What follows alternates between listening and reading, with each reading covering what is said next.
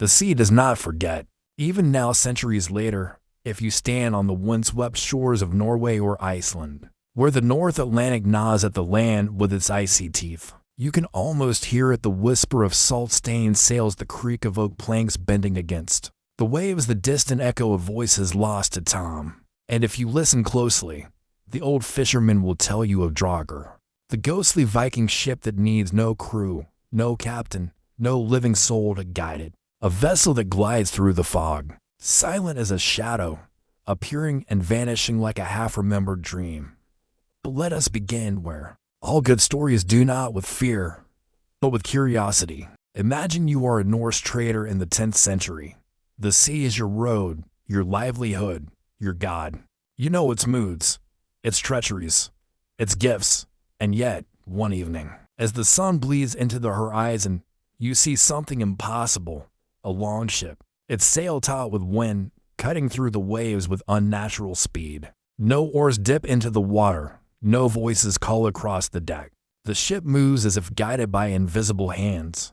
This is Draugr, the phantom ship of the North. The sagas say it is crewed by the dead, that its appearance heralds storms or doom. But you are a practical person.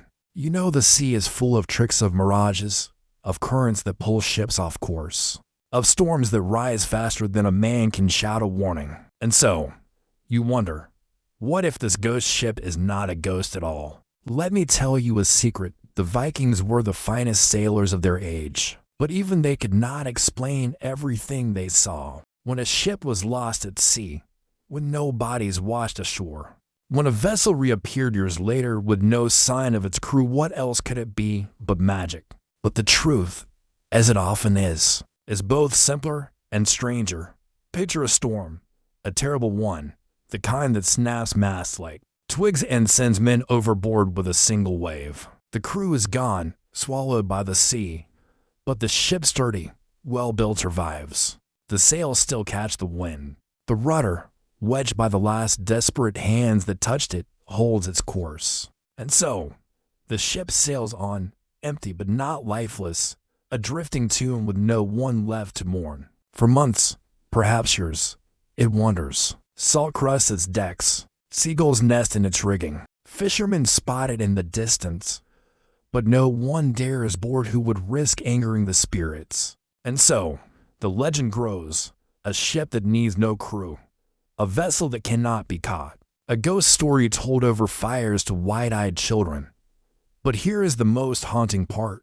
It really happened in 1775. The Dutch merchant ship the Flying Dutchman was sighted off the Cape of Good Hope, a phantom vessel, doomed to sail forever. In 1850, the Mary Celeste was found adrift in the Atlantic. Its crew vanished without a trace, and in 2006, a Japanese fishing boat, the Ryer and Maru, was discovered drifting near Alaska, abandoned, yet eerily intact. The sea has always had a way of stealing ships and leaving behind mysteries. So the next time you hear a story of a ghost ship, remember, the truth is rarely as simple as magic, but it is often just as strange. The sea does not forget, and neither should we. Now, as the fire burns low and the night grows deep, let the waves carry the rest of the tale away. Listen, can you hear it? The whisper of the wind, the sigh of the tide, the distant creak of a ship that may, or may not, be there at all. Sleep well. And if you dream of sails on the horizon, do not fear. Even ghosts must rest sometime.